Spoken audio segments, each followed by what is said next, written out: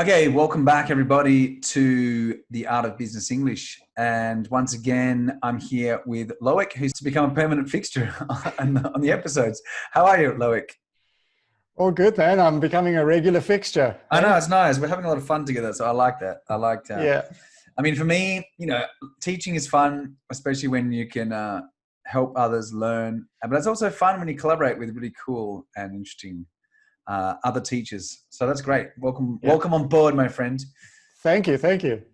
So what are we doing today? We're doing episode 128, which was idioms. Yeah, which is idioms for strategic planning meetings. Basically, what we're gonna do is we're gonna give you a bunch of idioms that that are commonly used in this style of meeting. And then we'll give you the definition. And finally, we're going to discuss in context by giving you some example sentences in context. And we'll sort of just break down each one for you. Loic, did you want to kick off the first idiom for today? Yeah, absolutely. It's all up in the air. All up in the air. And what does it actually mean? Up in the air.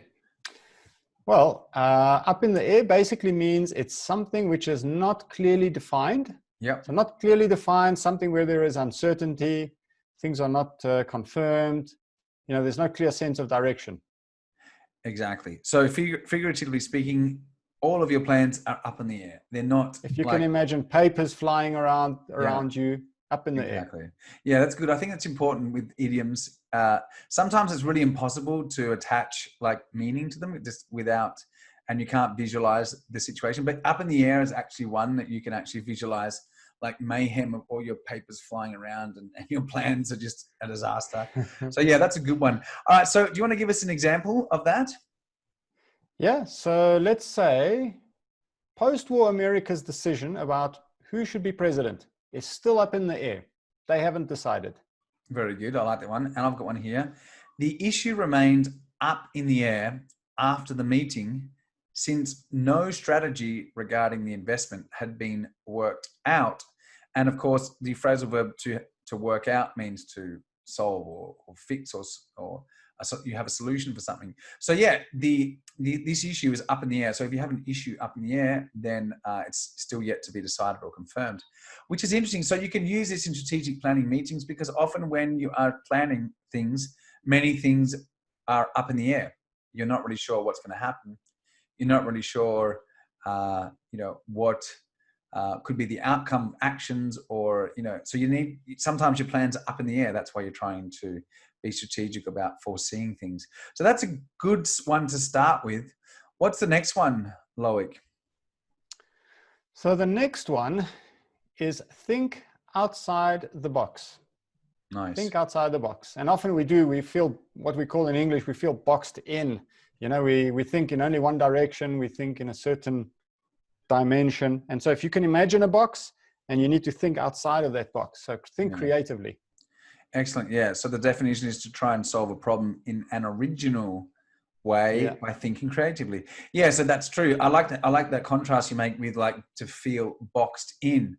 So yeah. So if you're an animal, you're boxed. You're in a cage. So if you're boxed in, you're being restricted. So thinking outside of the box means that you're free of restrictions and you can, be quite creative, which is very important in strategic planning meetings because sometimes you need some creative ideas to help strategize certain aspects of an issue or a problem. So give us a definition. Oh, sorry, an example. I think by way of examples, I would say, if you think of these uncertain times, in these times, leaders must challenge themselves and their company to think outside the box. Yeah. You want people to be creative about their solutions. Yeah. And especially in these times, it's very relevant now. A lot of people need to think outside of the box about how they're going to manage their business through quarantine or, pandemic situations, which is great. So, you need to think outside of the box. I'll give you my example, which is I know she's able to think outside the box. That is why she's a good problem solver. So someone who can think outside the box is often very creative and therefore they're good at solving problems. So that can also be a good one when you're strategizing. If you're planning in a meeting, you need to think outside of the box. Okay, Loic, give us the next one, buddy. So let's say a stumbling block. This one's difficult. Stumbling block. Yes, this one's difficult. What's the verb to stumble? It's actually to stumble a verb. is to kind of fall over, right? Yeah. It's like when you kick your toe on something, you stumble. It's like you don't completely fall flat on your face. You could stumble and then fall flat on your face, but it's like when you come up against an obstacle or impediment. That's the definition. So if you stumble on something, you like kick it, and then it puts you off balance so that you potentially fall over. So a stumbling block in this context is like when it's being used as like a noun, but a stumbling block is something that stops you or is an impediment to your success. So this one's a little bit difficult, like because you need to know the verb stumble, which is not a very common verb in English. Well, it is if you're a native person, but if you're a language learner, you probably have never heard stumble unless you've got quite an advanced level. And a block, a block, it can mean many things, because a block could be like una manzana, or like a block in Spanish is una manzana. So a block is like, on 5th Avenue to 6th Avenue, that's a block. A block can also be like a square box or things like that. So this one's not that easy to work out, but yeah, it's basically an obstacle or impediment. So what about an example, buddy? Yeah, so our next stumbling block is finding a production company interested in the takeover. So we're talking about a company getting taken over by another company, and our next stumbling block. So that's the next things which is stopping us, which is holding us back. Exactly, the next thing that's in our way.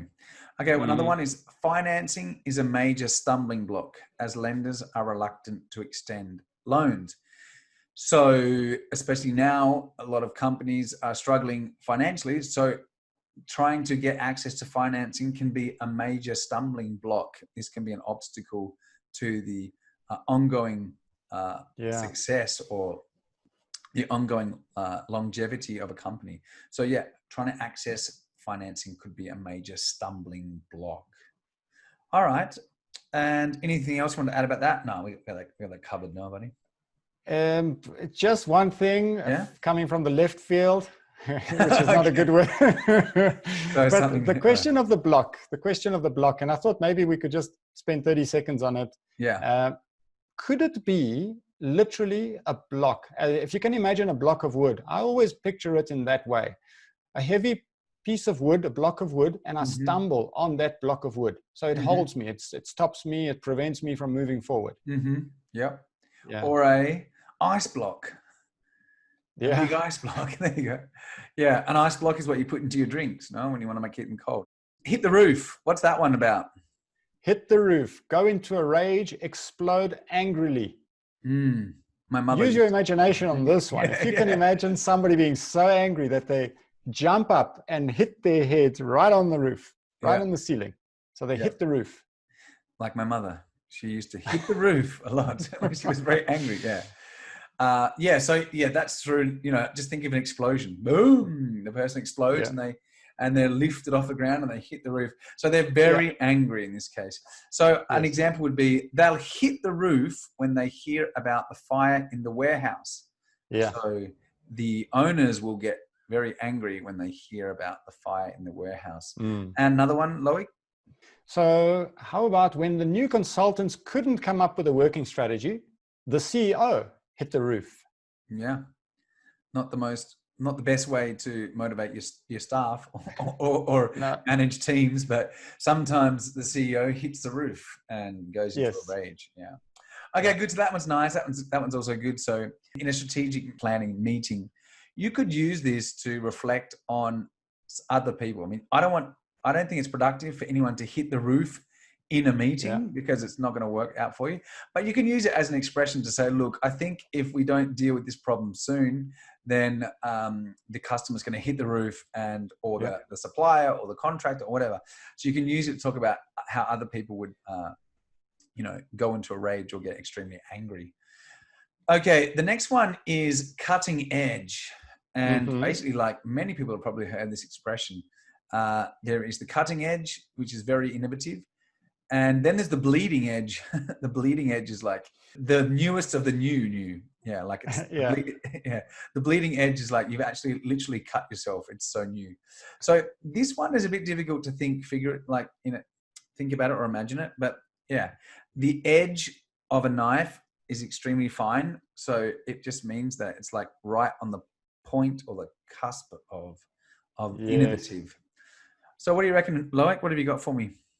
Yeah, I like your definition. I like your definition. It's right there on the edge. It's the first thing that's going to cut into something. Mm-hmm. So it's the edge. Yeah, that makes sense. Innovative. Yeah. So, and it's normally accompanied by technology, interestingly enough. So, for example, the cutting edge technology we're going to release will place us at the top of our industry. Mm-hmm. Yeah, good. So yeah, here, yeah, I agree. You use it with technology mainly because everyone wants to have cutting edge technology to give them like a competitive advantage over their competitors.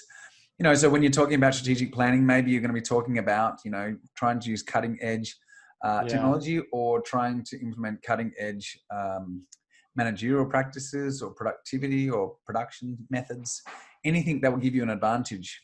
Mm-hmm. Another example would be an investment in the new factory in Korea will get us cutting edge facilities to work from. So this basically means that the facilities, so the factory that you purchase, will be state of the art. State of the art is also the cutting edge, very innovative, very new, very modern.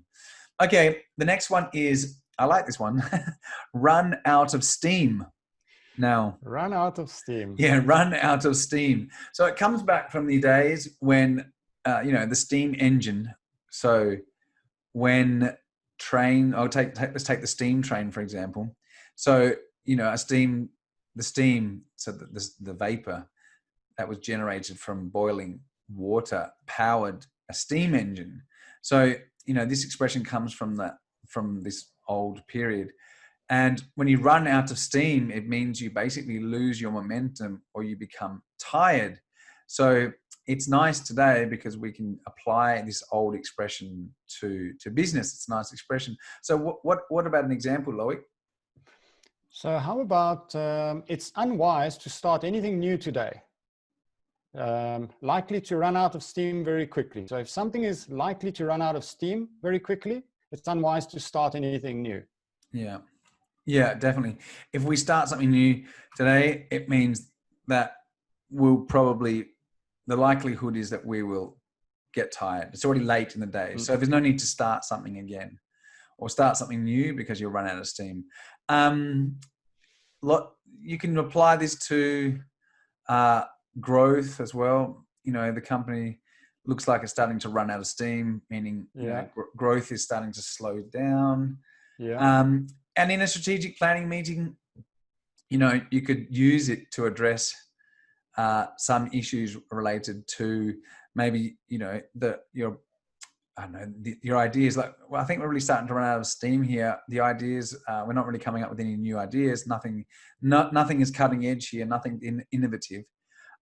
You could run out of steam literally if you're doing a physical activity as well. So if you're running or if you're in a marathon or something, so you could say, I was doing great in the fun run or the New York Marathon, but towards the end I ran out of steam, and in the end I came like practically last. Another example would be, so without better ways to use our capital, growth would soon run out of steam. So if we don't invest properly, we'll eventually run out of steam and won't move forward. Okay, buddy. Why don't you lead us with the next one? Not out of the woods. Out of the woods, and it's normally accompanied by not. So not out of the woods yet. Quite often we send it that way. Yeah. What does it mean? Well, we're still in danger would probably be the best definition. So it's not over yet. There could still be danger. There could still be danger. If you think of a wood, of a forest, and let's say that there is danger in that forest, you're still in the forest. So you're not out of the woods yet. Yeah, we're not home. We're not in our safe place. Yeah. Yeah. So, yeah, it basically means you're still in a bit of a precarious situation. Okay, so an example would be we may have managed to retain key accounts this year, but we are not out of the woods yet. Meaning, we've managed to, despite all the negative things that have happened, we've managed to retain our key accounts, but we're not out of the woods yet, which means the company still is facing some maybe financial difficulty or it's having a problem with customer retention. So by using this expression, you're expressing like there is a positive side, but we're still struggling with some aspects of the topic. What about another example, Loic? The company is not out of the woods, but things are looking up, observes Forbes magazine. So here you've got an observation that the company is not out of the woods. So we're saying it up front, but things are looking up. So there is a prospect in the future. Exactly, yeah. So it's a good expression because sometimes people will say, no, things are going great. And, as a word of caution, you would use it to say, look, I appreciate that things have improved, but we're not out of the woods yet. Meaning, please be careful. We need to continue working hard to improve the situation. So a really good expression to use. And next one is go pear-shaped. This is a great expression. It basically means it's gone wrong. So yeah. I don't know where it's come from. It's really, like, if you know what a pear is, the shape of a pear is like this. So I don't know, to go pear-shaped just means it's not a straight line. It's not like perfectly, things are not going in a straight line.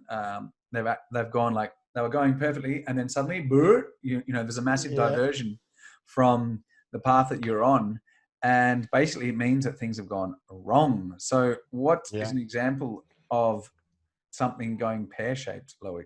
So let's say, unless things go pear-shaped this month, we should meet our sales targets. Yeah. Unless things go pear-shaped. Yeah. So unless is a condition. Yeah. Unless is like, in Spanish, it's like a menos que, meaning, as long as things go well, which is as long as is siempre y cuando. So we're like, all of these expressions are used to attach conditions. So unless things go pear-shaped, meaning, things at the moment are looking good, but they could go pear-shaped, meaning they could go wrong. But if they don't, then we will meet our sales targets, which is nice. And another one is every strategist knows the best plans can go pear-shaped. Exactly. Sometimes, I mean, we all try and we all try to plan ahead and make these wonderful plans so that everything runs smoothly. But sometimes things go pear-shaped. So that's a nice expression as well. What's the next one on the list? Change one's tune. Change one's tune. Not related to changing a song on my record player? No. I I wonder. I'm going to change the song now. No, what is to change one's tune? So when we say one's, we would substitute that for a possessive pronoun. So my, your, his, her. So what's to change one's tune? Basically, you change your opinion on something. So if they've changed their tune, it means they are... You know what's funny about all of this is that quite often we use an idiom to explain another idiom. So, which is not, So they've changed their tune and they're singing a different song. Yeah. Okay, great. That makes it perfectly clear to our listeners here. That's a challenge as a language learner. People, because sometimes using another idiom just perfectly sums up the definition. But then, if you change your tune and you're singing to a different song, it means all right. It just means you've changed your opinion. It means in the beginning you were singing this song like, oh yes, this is great, this is great, this is great. Something happens and then you change your mind, so you change your opinion. So I'll give you an example. Ultimately, the result may have been the same, but the company's investors had changed their tune. So, maybe the company's investors were happy in the beginning. Something happened along the way. And, even though the company seems to still, be on the right path, the investors have changed their tune, which means that they're not very happy. They probably don't want to invest anymore with this company. That's right. I was actually watching interesting documentary last night on Netflix called Dirty Money. And yeah, Ackman, who's a very famous investor, he invested in a company called Valent, it was a pharmaceutical company that was basically smoke and mirrors. And yeah, in the beginning, he was like the massive supporter of this company because he had like, I don't know, insane amount of money, billions invested in this company. And then after the reality came out, he changed his tune. Ackman changed his tune, sold his holdings in the pharmaceutical company and lost $4 billion. Wow. Yeah, I know. So that's a good example of someone changing their tune. He was an advocate, a very strong supporter of this company, and then he changed his tune. What about another definition? So let's say on the subject, I mean, let's continue with investments. And let's say John, who thought it was a good investment, has now changed his tune after the company declared itself insolvent. Exactly. He changed his tune after they declared themselves insolvent. Yeah, and insolvent is like bankrupt. Yeah. Meaning they don't have enough money to service their debt. So yeah, he changed his tune. In the beginning, he was like, yeah, you should buy this company. You should invest in this company. It's great. It's great. It's great. Then the company declared that it was insolvent. So now he's like, oh no, you shouldn't invest in that company. It's a terrible investment. Terrible investment. Yeah. So, people do that a lot. They change their tune a lot. That's why you need to be careful with who you listen to. Yeah, it's very easy to say invest in this and then change your tune and say, no, don't invest in that. Okay, one more. On the ball. Are you on the ball today, Loic? Everyone wants to be on the ball, right? Yeah. Every day. You want to be on that ball. It's not easy to be on the ball every day. So think about that. If you're a football player, you want to be on the ball, I mean, you're controlling it. You are awake, you're alert, you're very, very much in control. So you're feeling very competent. Yeah. So yeah, here you can think about on the ball physically, like literally someone is, has their foot on the ball, that they're in control of the situation. Mm-hmm. They're very aware of what's going on around them. So the definition of on the ball really means that you're alert, you're aware of what's happening around you, and you're feeling very competent and very much in control. So what about an example of that? All right. So we really need to be on the ball with this new investment, or we could be blindsided by an unforeseen risk factor.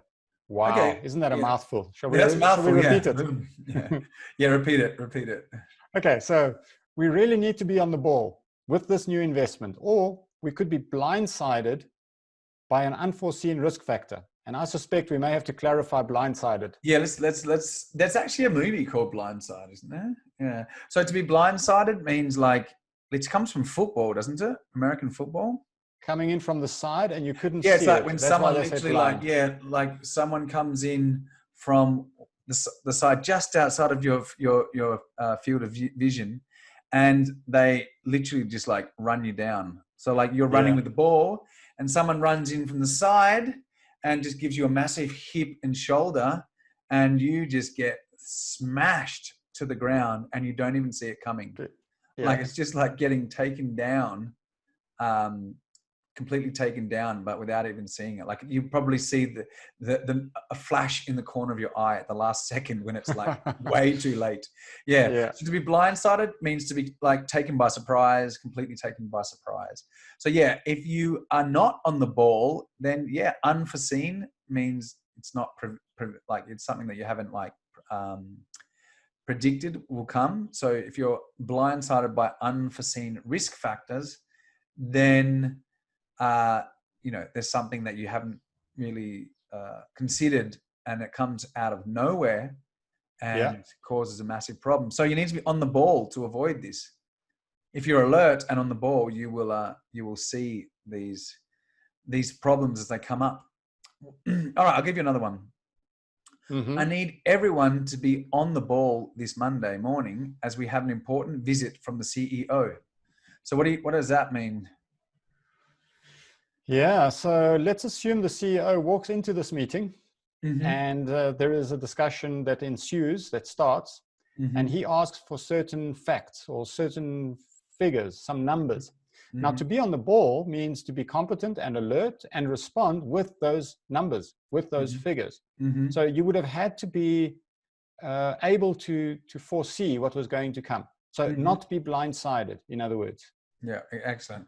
Okay, well, that is all we have, isn't it? That's our list today. There must be thousands of idioms. Yeah, there are a lot of idioms, but I just thought I'd throw in, these. I think there's 10 here today.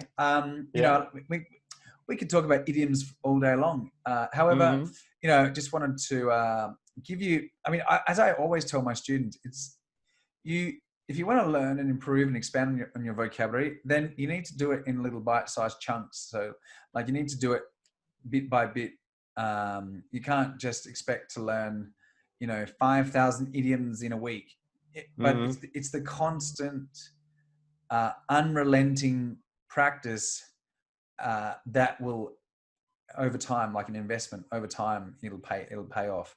So I like to give my listeners, 10, 11, 12, whatever, 10, 15 expressions or idioms, something that they could potentially like learn within a week or two, and really integrate into their vocabulary, start using them in the next meetings or emails or wherever.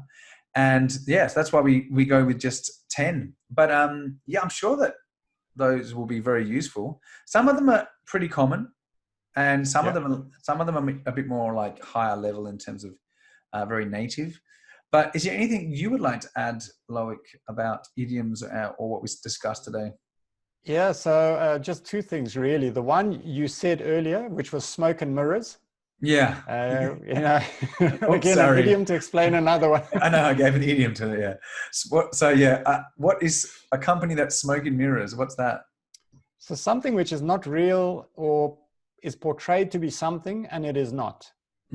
It is not. So the mirrors part, I understand. The smoke, I guess, means you can't see so clear. And what you think is there is actually a reflection of something else. So you can imagine light and visions bouncing off each other, giving you an impression which doesn't exist. Exactly. And the last one basically was you were talking about giving your students something to work with, and what I had in my head as you said it is something to chew on. Something to chew on. Something to chew on. I like that's literal. That can be literal and figuratively speaking. Yeah. So chewing is, when you eat, you're chewing. So if I give you something to chew on, it means I give you something to think about, no? Yes, exactly. Yeah. All right. Well, that's great, buddy. Pretty easy, relaxed episode this week, which is nice because we've had some pretty deep and long episodes over the past few weeks. So basically, that's about it for me. Have you got anything else to add before we head off and wrap this thing up? Nothing else to add. I always like playing with idioms. Me too. I heard that someone told me, I heard in the grapevine that you are possibly working on an idioms course. Is that true? I am. Yeah. No pressure. It's going to, no pressure. No pressure. Put me on the spot. Yeah. Yeah. So, When are you going to finish it? When are you going to finish it? Like tomorrow, yeah? No pressure. No pressure. In actual fact, it's in the process right now, and it's something that I think you and I are going to be talking about very soon. Excellent. And just to give you an inkling, it's going to be cutting across business. So there's going to be kind of idioms, which are interesting because they can be used in a number of different contexts. And in this case, what I'm working on is, if you can imagine it, behavioral, finance, marketing, business, even in a production environment, you can use idioms, and you'll probably, as a non-native speaker, you'll experience idioms. And the last thing you want is to be, to be asked whether we're going to get something out. And you ask yourself, like, what is he talking about? Yeah. So are we going outside? Being able to understand it. Are we going outside? Why are we going outside? It's raining. It's raining outside.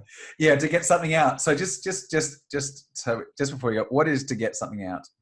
Well, to actually to manifest something, to produce something, to get it out there, it's a little bit similar to it didn't deliver. We did this and this, but they didn't deliver. Yeah. And then you might say to yourself, well, what do you mean by deliver? There was nothing to deliver. Well, that's not the point. It's figuratively speaking, what we were promised was not produced. It was not given to us. It was not delivered effectively. But, there are so many. And that's why we need good teachers like us who can explain them in detail and give you lots of good examples. Okay, then, Loic, well, thanks very much. And no doubt We'll see you next week here on the Art of Business English. Thank you to everyone else and all of you for joining us. And stay tuned. Lots of good things happening. And I hope you enjoyed this episode. If you do, and if you have any questions, then drop us comments over at the Art of Business English website. You can also drop me a comment on my Facebook page, which is facebook.com/theaobe. Or you can just send us an email at aobe@theartofbusinessenglish.com. And if there's anything that you're not really clear on, or that you want us to, put together an episode on, let us know. More than happy to do it. So that's it from us for this week. Thanks again, Loic. And see everyone else. See all of you next week on the Art of Business English. Lovely. Take care. Bye for now. Okay. Bye-bye.